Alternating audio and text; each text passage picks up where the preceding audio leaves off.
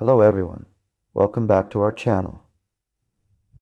Today we're going to tackle a common issue that many developers face when working with functions in their code.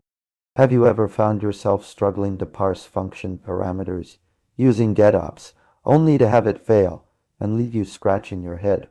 Well, you're not alone.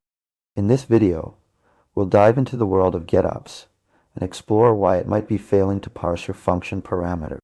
We'll cover the key concepts, steps, and best practices to help you overcome this hurdle and write more robust code.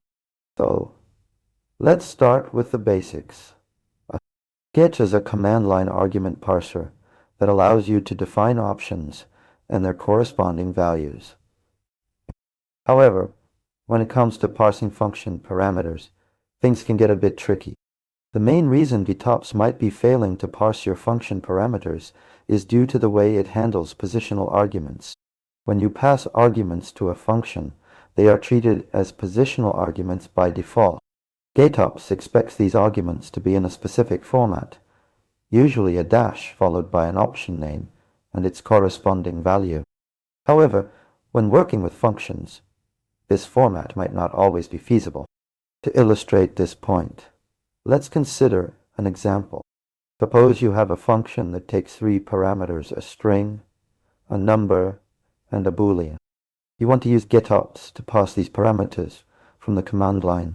The problem arises when you try to pass these parameters as positional arguments. Getopts will interpret them as options instead of values, leading to parsing errors. To overcome this issue, you need to understand how Getopts handles option definition. By default, Getopts expects options to be single characters, not words or phrases. This means that if you define an option with a word or phrase, Getopts will treat it as a positional argument instead of an option. The solution lies in using the double dash notation to indicate the end of options and the start of positional argument. By doing so, you tell Getopts to treat everything after the double dash as positional arguments, not options. This allows you to pass your function parameters as values without Getopts interpreting them as options.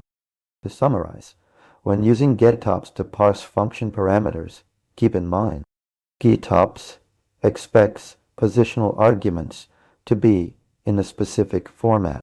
Option definitions should be single characters, not words or phrases. Use the double dash notation to indicate the end of options and the start of positional arguments. By following these best practices, you'll be able to successfully parse your function parameters using Getopts and write more robust code. That's it for today's video on troubleshooting Getopts when parsing function parameters.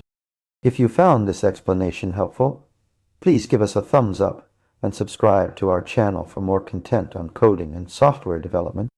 Don't forget to ask questions in the comments below. We'd love to hear from you. Thanks for watching, and we'll catch you in the next video. Really.